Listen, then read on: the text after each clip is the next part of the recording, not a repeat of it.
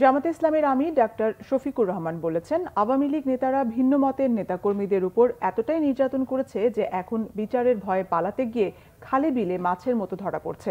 সকালে হবিগঞ্জে বৈষম্য বিরোধী আন্দোলনে নিহত 15 জনের পরিবারকে সমবেদনা ও আর্থিক সহায়তা দেওয়ার অনুষ্ঠানে প্রধান অতিথির বক্তব্যে তিনি কথা বলেন। তিনি আরো বলেন, গত 15 বছরে জামাতের সাবেক 2 আমির সহ কেন্দ্রীয় 11 নেতাকে জুডিশিয়াল কিলিং এর মাধ্যমে হত্যা করা হয়েছে।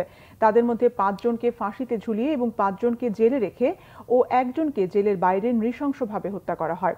হাজারো নেতাকর্মীকে পঙ্গু করা হয়েছে বলেও অভিযোগ করেন তিনি।